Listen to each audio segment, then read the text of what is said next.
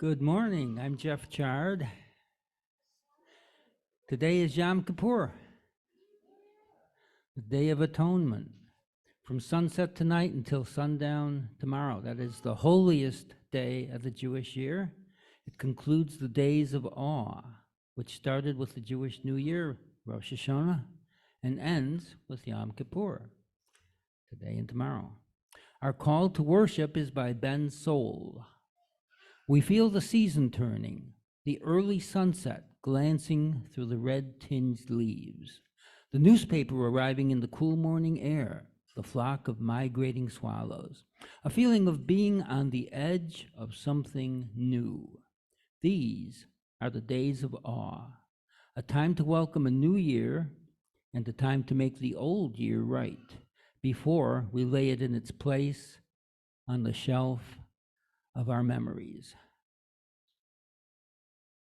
Welcome, whoever you are, whatever you believe, however you identify, however you worship, you are welcome here. We are a community because of these things, because of you. We come together today in this our church, which sits on the Haudenosaunee ancestral lands. The Haudenosaunee are people who build a house. Welcome to our house. Couple of announcements this morning. The writers group meets today at 12:15, right here somewhere in the church. The last Tuesday lunch bunch is this coming Tuesday, because it's the last Tuesday of the month. Get it? You're supposed to call Lisa Ostrander, and her phone number is in the newsletter. If all of that's too much, you can ask me, and I can probably give it out. And the reason for that is because Lisa needs to make a reservation. So she prefers that people not just show up, and that's why she generally doesn't publicize the location until people call her. The location is Karam's on Campbell Ave in Yorkville, but you gotta call Lisa first, okay? Are there any other announcements this morning? Yes, there are. One more. Let's see. Alex Jackson's address in the last newsletter is incorrect. Not Jerry's fault. So if you want to send anything to Alex, wait for the next newsletter, please, when we'll have that correct address. Are there any more announcements? Deborah?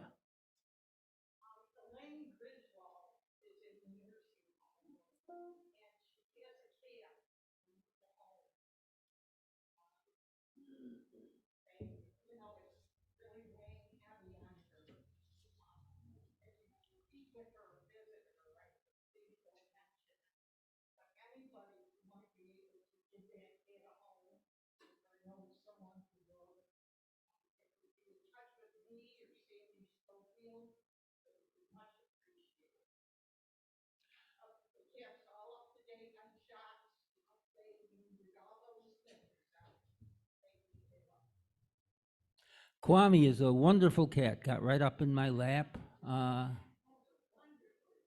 Nancy Bender echoes that. It's a wonderful cat. And that's Kwame. Okay. Our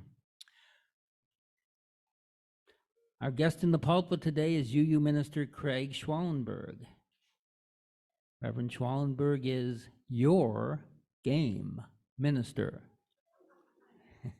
Sharing the fun and wisdom where spirituality and play cross paths. Reverend Craig's community ministry is one of connections, storytelling, hospitality, and games.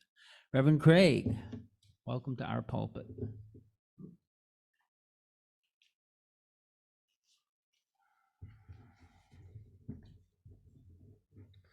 Before I start the chalice lighting, let me say thank you. Thank you for wearing your masks. It's because you're wearing your mask that I can take mine off.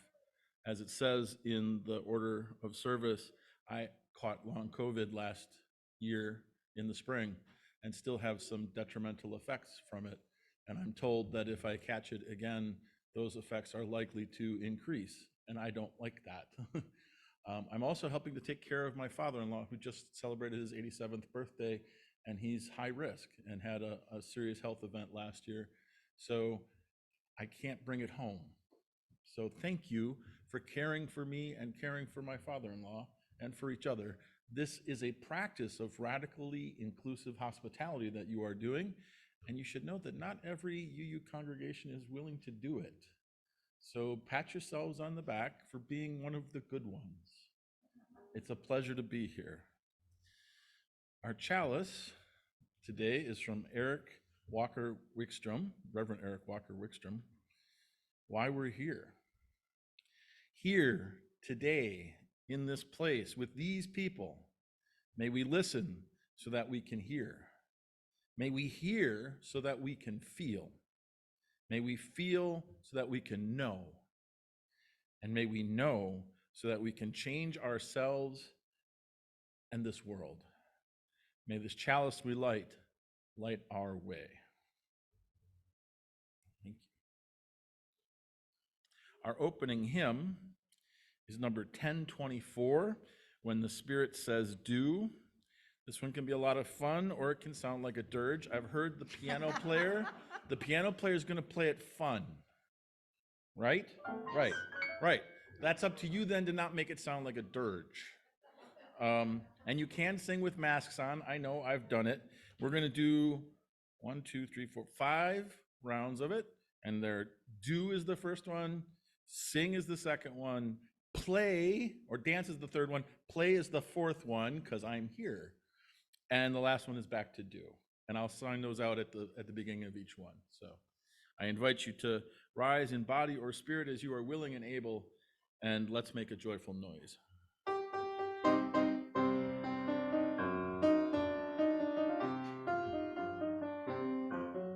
You gotta do when the Spirit says do. You gotta do when the Spirit says do. When the Spirit says do, you got to do, oh Lord, you gotta do when the Spirit says do. You gotta sing when the Spirit says sing. You gotta sing when the Spirit says sing. You got the Spirit says sing. You gotta sing, oh Lord, you gotta sing when the Spirit says sing. You gotta dance when the Spirit says dance. You gotta dance when the Spirit says dance. When the Spirit says dance, you gotta dance, oh Lord, you gotta dance when the Spirit says dance. You gotta play when the Spirit says play. You gotta play when the Spirit says play.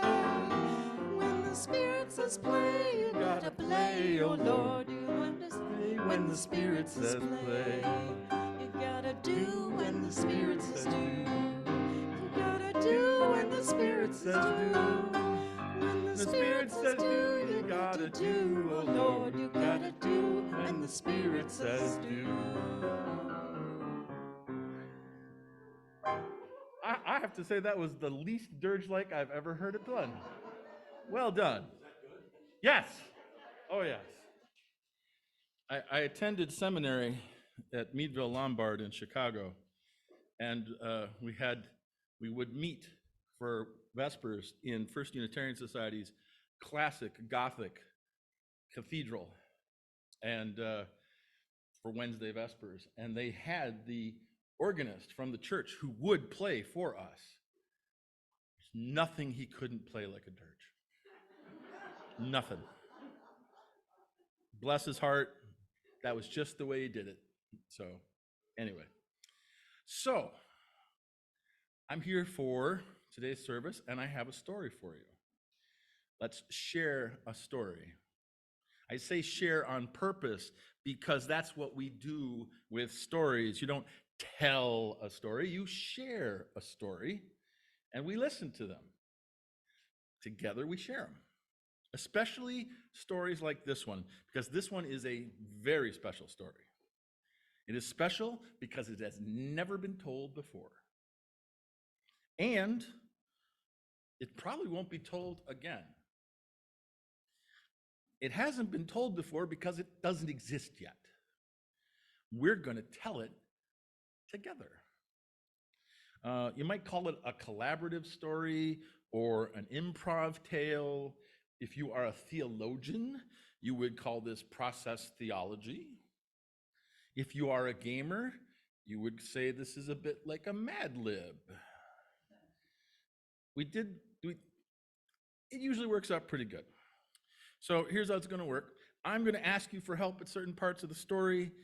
Now, there's not very many of you today. Some of you are home online. So we need some way to decide who gets to give their answer, and that's what the 20-sided plush die is for. I'm your game minister. I have to bring a gaming die. So when I get to one of those points, I'm going to throw, toss, roll the die to somebody. If you don't want it, you can dodge it if you wish. It's really very soft and squishy, though. I suggest just grabbing it, and if you don't want it, hand it, roll it, or toss it to somebody else. Give your answer for the story, and then toss it onto somebody else. It's very important to remember that second part. Otherwise, when we get to the next part where I need an answer, we have to wait for you to throw it to somebody, or toss it, or roll it, or hand it, whatever works for you. Everybody got it? Make sense? Okay. Now, there are some people online. Yes? 1, 2? Yes. So the people online cannot catch the ball, so they can't participate in the story. So I'm going to give them the first question, and that has to do with the title. The title is Together We Did It. And that's all I know. So, I guess we need to know a problem that we're going to solve together. So the folks at home, could you suggest a problem, please? Nothing too serious or sad. What's the problem we're solving today? And we're typing into the chat. We aren't speaking. Okay. Yes, if you have chat at home, type in what it is that we can solve together today in our story of Together We Did It. We have anything? Nothing. Okay, the folks at home don't want to play. All right. Oh, wait. Too much pizza. Too much pizza. I didn't know such a thing was possible, but okay. Too much pizza. All right. So, let's start. Once upon a time, there was a group of people in a town in upstate New York. And those people had a problem. They had a problem with every time they had a potluck. Every time they had a potluck, everybody showed up with pizza. And this was too much pizza. It was too much pizza because people started getting very creative with their pizza. Some people would put things on pizza that just didn't belong. So what was on the pizza? Oranges. Some people thought pizza meant fruit pizza. And so they added oranges and apples and kiwi to it. And that was a little bit over the line for some people. Other people brought pizza with what? Other people brought pizza with fish, and not just anchovies. Some people can make a case for anchovies being on pizza, but like bass on pizza. That was pushing it. And people kept trying to outdo their neighbors. I don't know if people here try to outdo their neighbors, but this was becoming crazy. And finally, someone brought a pizza with the most inconceivable thing on it. What? Macaroni and cheese on pizza. Sadly, I've had that. It's not as inconceivable as you think. But in this particular case, it was very poorly made mac cheese. And we all know that poorly made mac cheese is just not acceptable. And at that point, they decided to do something about the fact that there was too much pizza at the potlucks. So they formed a committee. And the committee's name was? What? Sportsglauben? Sports Club. They called the committee Sports Club. It's a very non-UU way to name a committee, but they were trying to broaden it and get more people in. So a bunch of people did show up. The first person showed up came in a sports uniform. What sports uniform did they come in? Please toss the ball, the die. What sports uniform did they come in? Football helmets. We are entering into football season. I will not tell you what helmet I would wear if I showed up, but I'm not originally from New York, so I'll let you guess. But that person with the football helmet had a good idea for how to deal with this problem of too much pizza. What was their idea? Banning pizza. No more pizza at any of the potlucks. This was debated. This was debated back and forth. This was put out in a survey, and for the first time ever, they had 100% participation in the survey, and everybody was in almost 100% agreement that that was not the answer. There are some people who like pizza. That was not the answer. So somebody came up with a different person, but this time it was somebody in a different sports outfit. What sports outfit were they wearing? Scuba gear. Okay. All right. They were wearing scuba gear, which made it hard to talk, but they took the respirator out. And they had a really good idea, and their idea was take the respirator out. They did that. How did they solve the problem of too much pizza? They took the helmet and put it back on. Okay, they put the helmet back on. They still need you don't have a way to solve our pizza problem, do you, sir? I do not. Well, then pass the ball to somebody else. What's the solution here?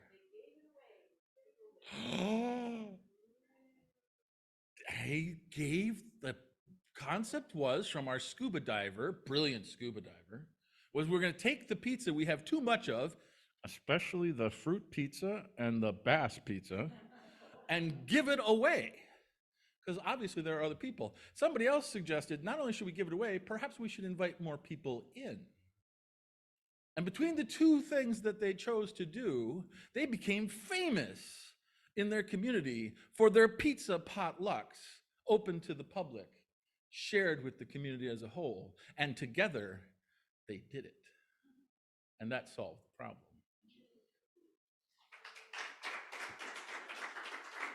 Thank you. If you wish to hold on to the squishy during the service, you're welcome to. Otherwise, I'll take it back. Thank you. How many of you enjoyed that?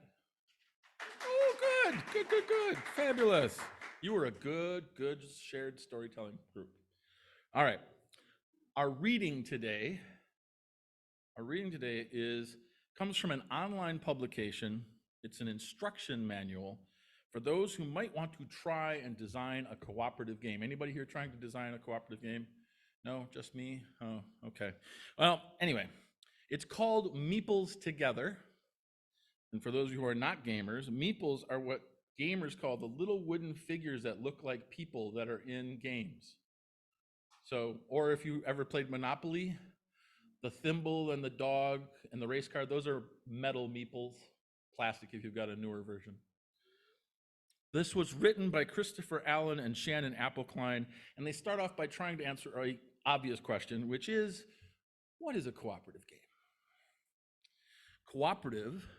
Cooperation, in other words, people working together. Merriam-Webster Dictionary defines cooperation as common effort or an association of persons for a common benefit. Notice there's nothing in that definition about there being a common goal. People can cooperate for the common benefit in order to fulfill a variety of entirely selfish goals. For example, they say, 3 people could rent a car together, one because they are fleeing the law, one because they want to pick up groceries, and one because they think there's a good aftermarket for car rentals.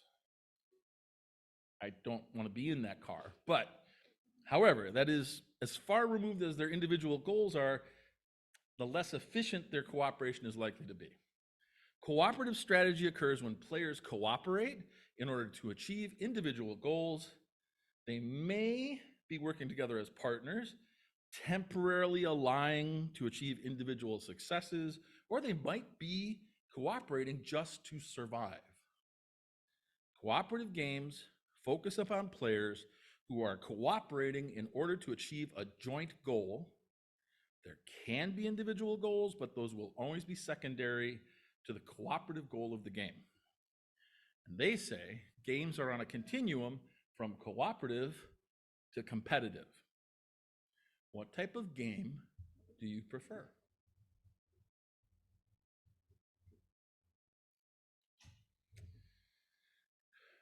One of my earliest memories of a game with a cooperative strategy happened when I was a teenager. My friends were very big into a geek game called Battletech. I'm going to assume none of you have played or even heard of it. It's all right. Oh, you've heard of it. Yay! For the non-geeks in the room, Battletech is a game of battle, haha, and war, with players pretending to be pilots of large armored tanks called battle mechs. They're armed with various weapons and things along those lines. It's played on a big board with fake terrain, trees, lakes, hills, all that stuff. This particular game was in the basement of my friend Tim, and it was a 4-person free-for-all. Each one of us was going to get our mech, and then we were going to blast away at each other until one person was left, and that would person be the winner. We each started on one corner of the board. As the game started, my turn came up. I looked to my best friend Tim and said, "Shall we have a truce? We can take the other two out, and then we'll deal with each other to see who the winner is." Tim went, "A truce then." Excellent. I promptly moved my mech out from behind cover I was hiding behind, moved close enough to attack the other two players, and unloaded as many weapons as I could at them. Then it was Tim's turn, and he promptly targeted my back and unloaded every weapon he had into me. Yes, exactly, yes. My remaining ammo blew up, my mech overheated, and I promptly fell over, done and out of the game, not even the end of the first turn. I looked over at Tim and went, "What happened to our truce?" And Tim tilted his head again and said, "We had a truce until you foolishly walked out into the open and showed me your back." Cooperative strategy can be challenging. It was a few years later when I was introduced to my first truly cooperative game, and it was a group playing Dungeons and Dragons. Now, ironically, I was introduced to this group by Tim. We were still friends. If you have never played D&D or a role-playing game, it is a bit like the improv story we just shared. Players play characters and co-create a story with one person setting the scene and determining the outcomes of their actions and decisions. Unfortunately, I found cooperation in that game still a bit less than satisfying. The group of players I was playing with, well, they tended to play their characters uncooperatively, stealing from each other and attacking each other. But I caught a taste of what it could be. I kept looking for that elusive cooperative experience. Tim and I actually became roommates, and we started running our own D&D game together, and I have been playing and running D&D ever since. I am now a professional game master, have been for years.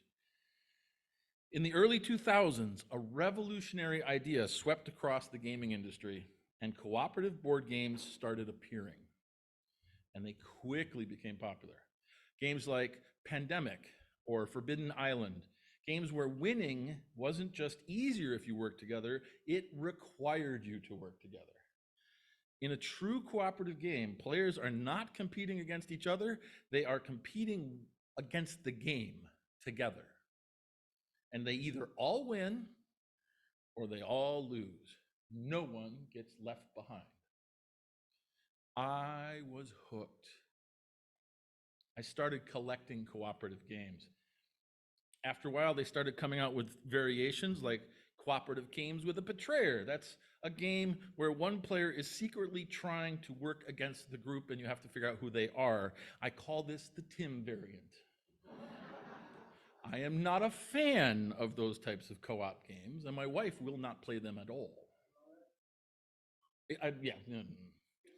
Designers of these games have had to ask some very basic questions, such as, why do we play games? Why do we play games? For fun, right? They're fun. But what makes them fun? That's the question. According to the Meeples authors, games are fun because they fulfill our needs, because they touch our emotions, and because they teach us new things about the game, the world, and ourselves. Scholars have proposed that we also play games for spiritual reasons. Games allow us to set a boundary between what is real and what is imaginary. They allow us to set clear rules. They allow us to strive and to struggle in a safe way, and they allow us to be in a communal exercise with those in the game and with those outside of the game. Religious rituals and games have these traits in common. As a matter of fact, in most of our earliest examples of games, they're tied to religious rituals, sometimes indistinguishable. So another question to answer is, why do we cooperate? According to one researcher, Tomasello, children start off wanting to cooperate, but they will not let others take advantage of them. I love that idea. I love that we start out wanting to cooperate with one another. We are inclined to cooperate, and we are hoping to work together until somebody teaches us otherwise. In studying why and how we cooperate, they have discovered several important things.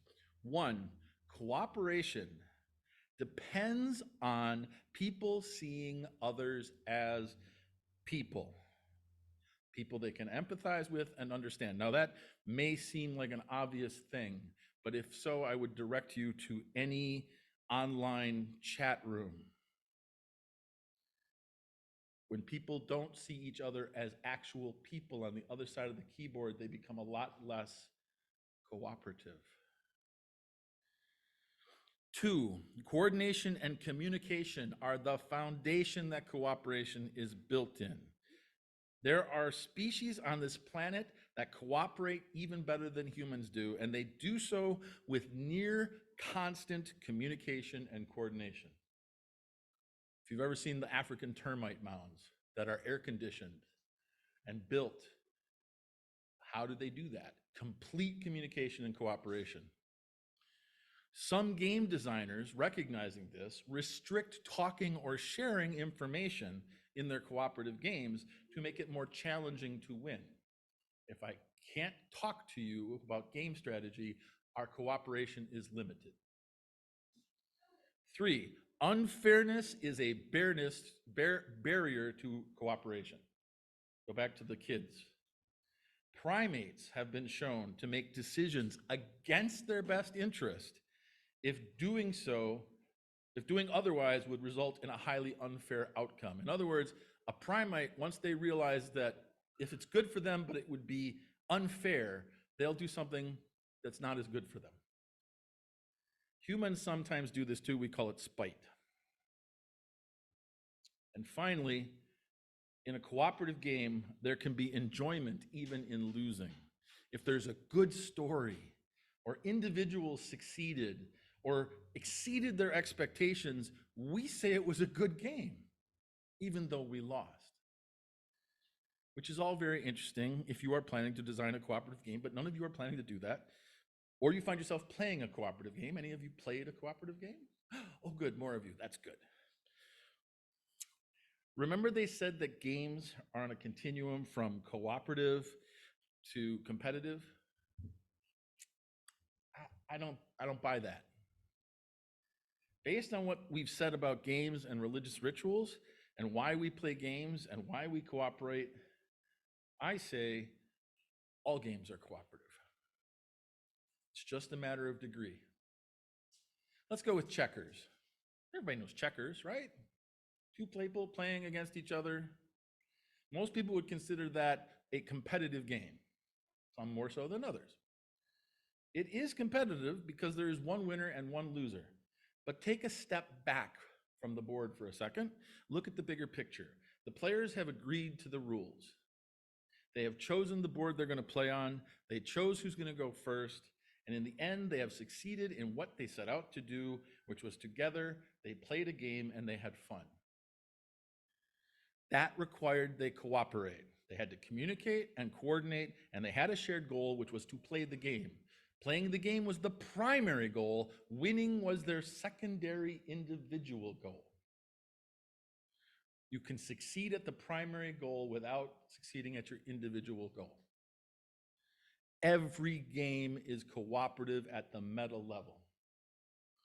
So is this game we call worship. We came together this morning with a shared purpose. We agreed on the setting and the rules. We each took a role to play, and we will win or lose together. Can you lose at worship?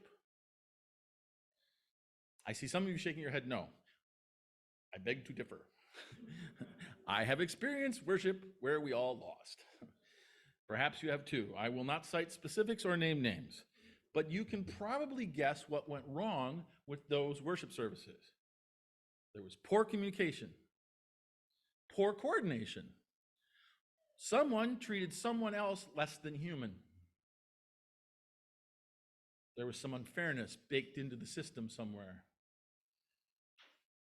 Or did someone or everyone not understand the shared goal?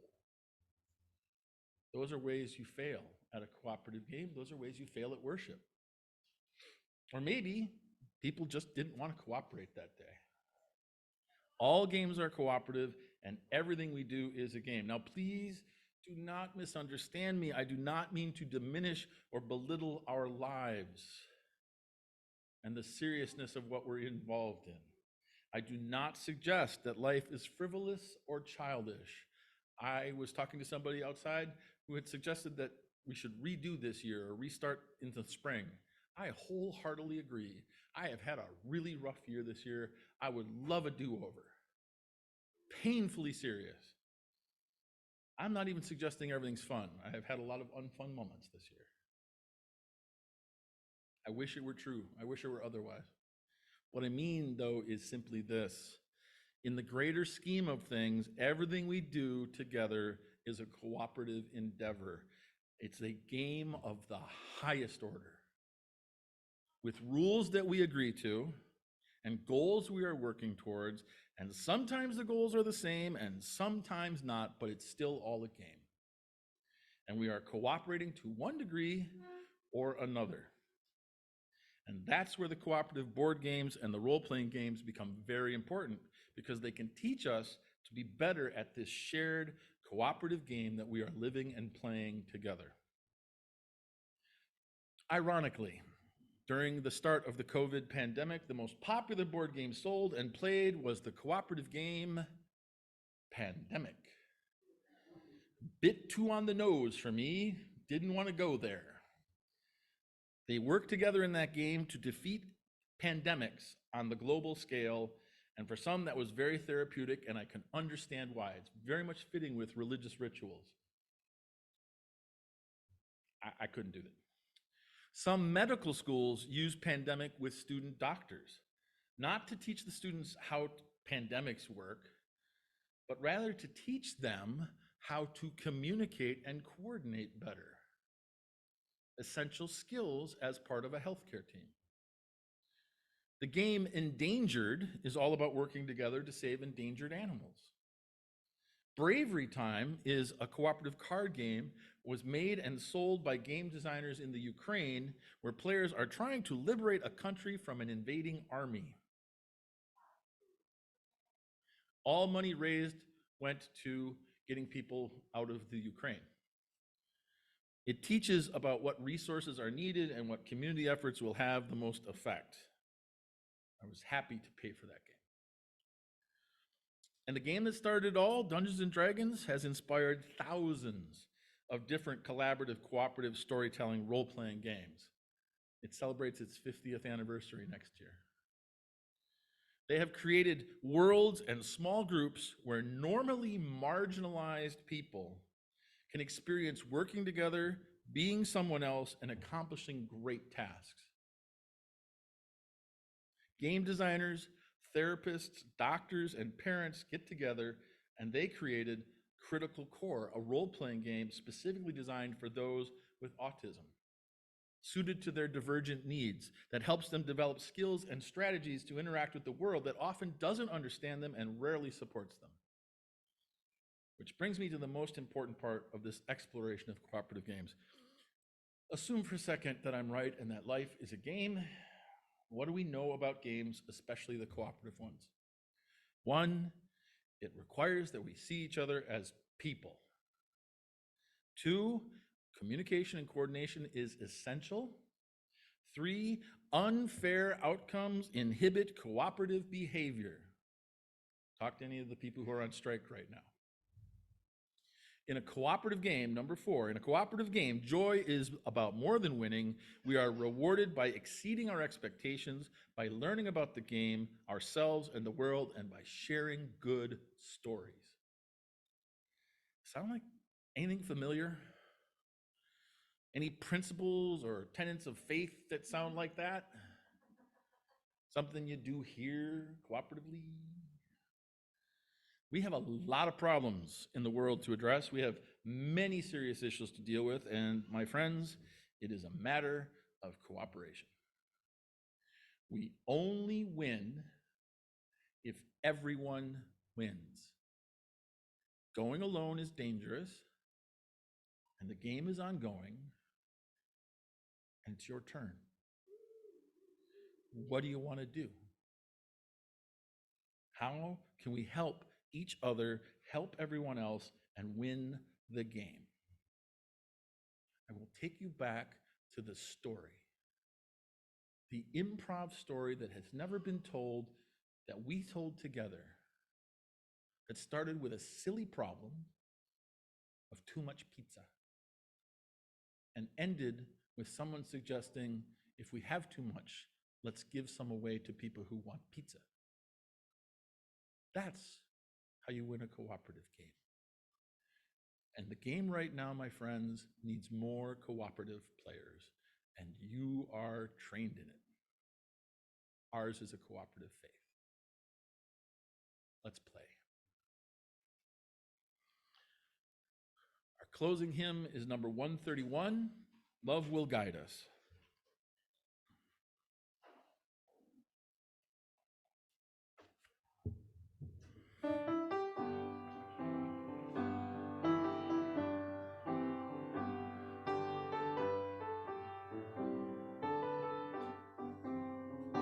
Love will guide us, peace will stride us, hope inside us, will lead the way on the road from greed to giving.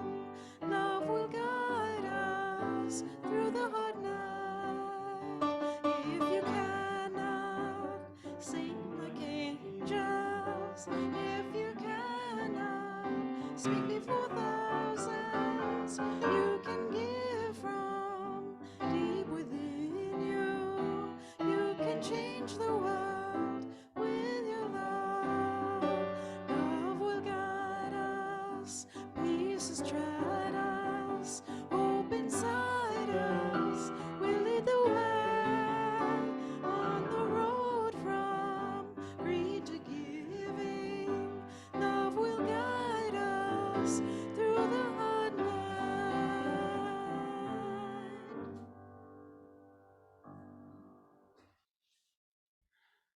Our offering words are inspired by Deuteronomy, the 5th book of the Bible. We have been warmed by fires we did not build. We have drunk at wells we did not dig.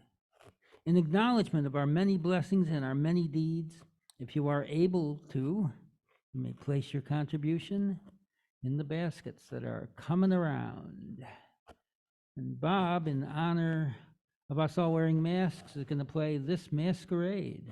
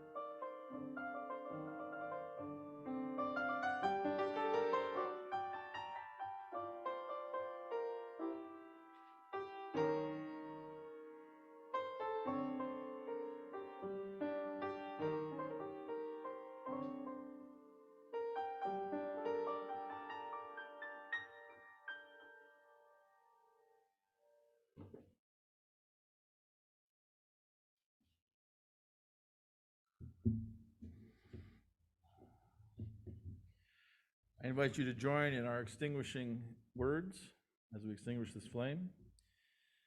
We extinguish this flame, but not the light of truth, the warmth of community, or fire of commitment.